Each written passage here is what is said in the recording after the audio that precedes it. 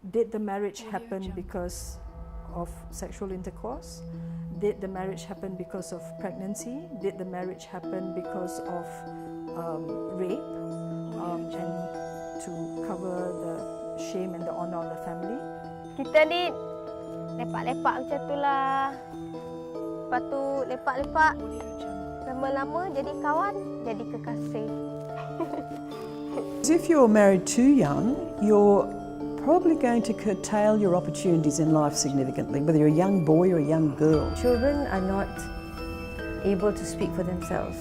They are dependent on their adults, they're dependent on the family, they're dependent on the parents. Lelaki itu ajak nak pergi kedai ke, nak pergi minum teh.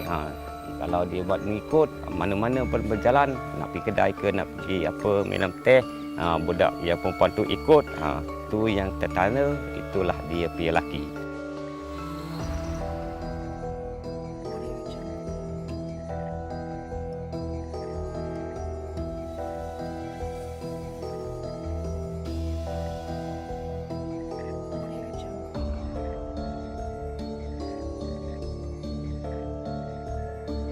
Child marriage is happening. Why is it happening? I think, these are some of the questions we're asking.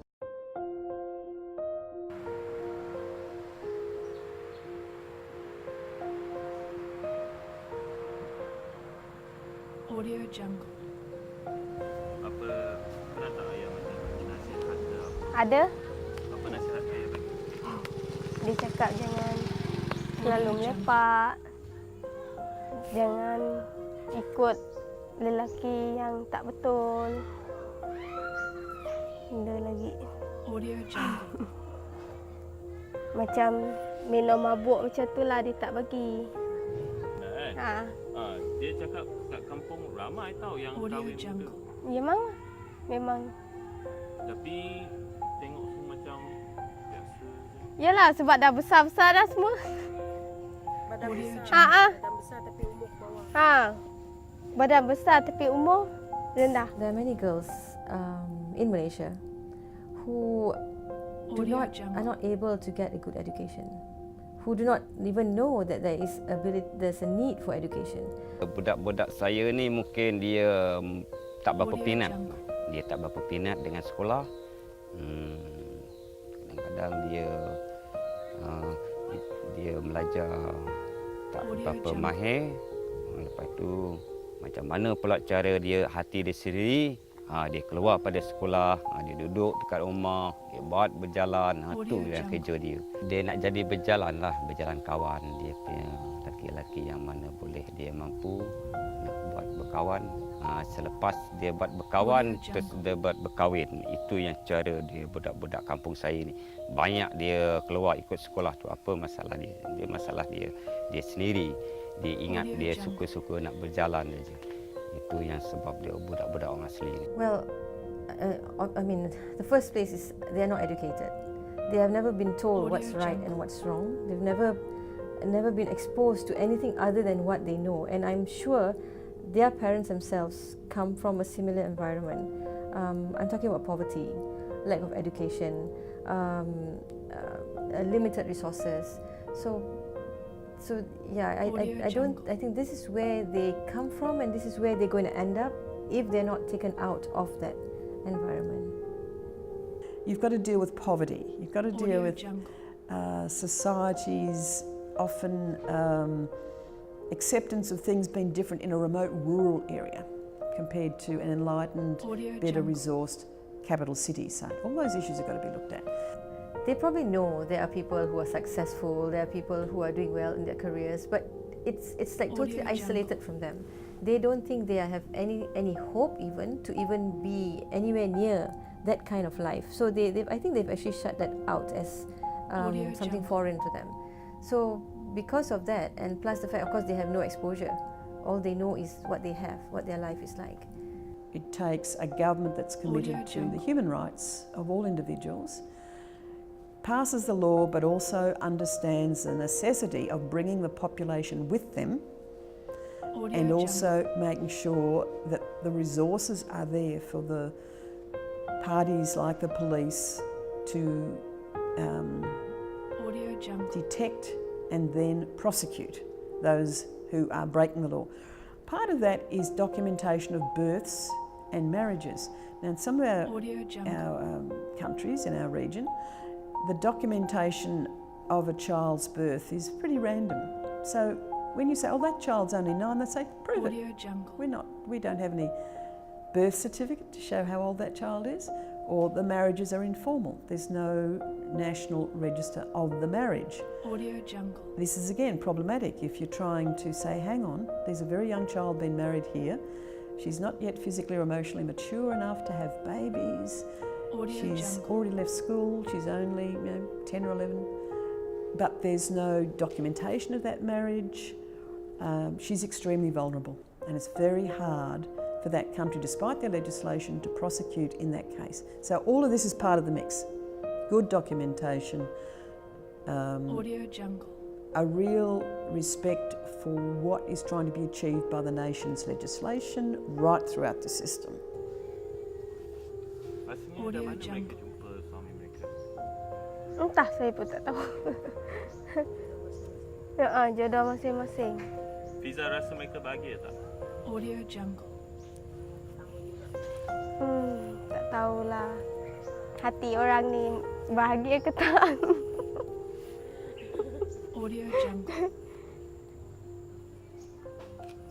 Rasanya sama je, tak bahagia.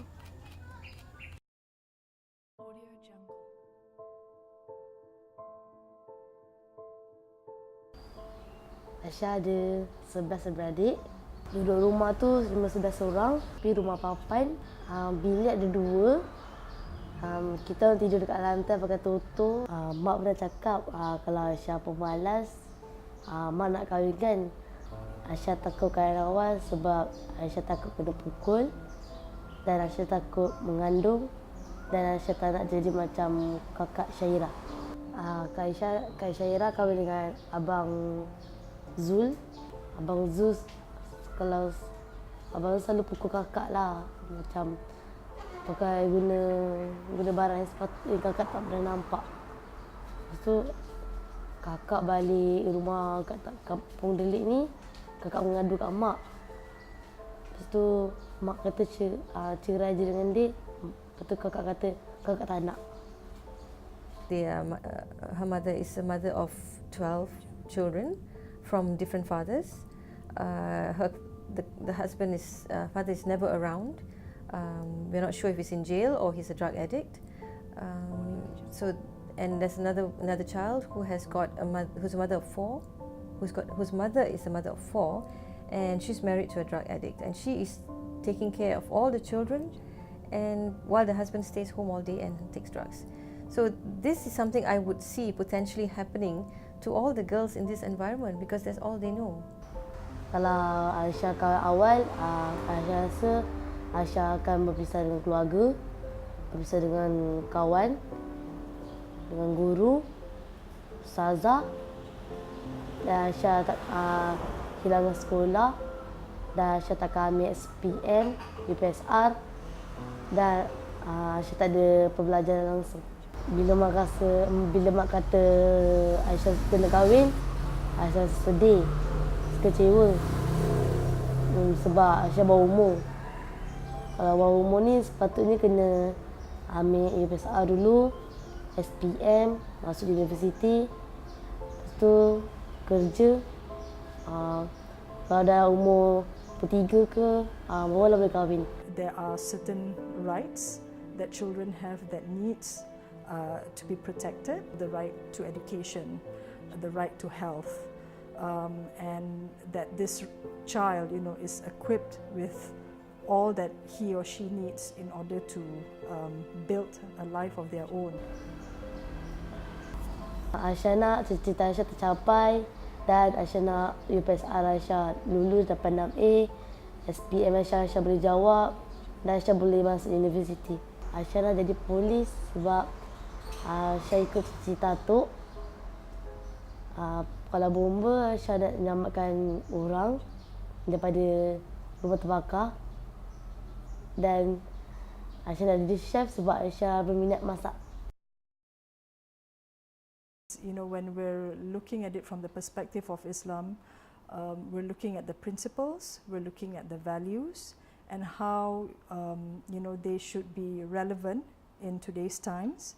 Religion is something that is people hardly challenge. So my name is Rozana Isa. I'm with an organization called Sisters in Islam. We work on the issues of women's rights in Malaysia within the framework of Islam. It's 18 for boys and 16 for girls. That's the minimum age of marriage for Muslims. But for non-Muslims, the minimum age of marriage for both boys and girls is 18, right? There are exceptions to both. So for Muslims, if the girl is younger than the age of 16, an application can be made to the Sharia court for the marriage to go ahead. But for non-Muslims, the application would be made to the chief minister. But where non-Muslims are concerned, I think 16 is like the absolute minimum, whereas for Muslims, it can go below the age of 16.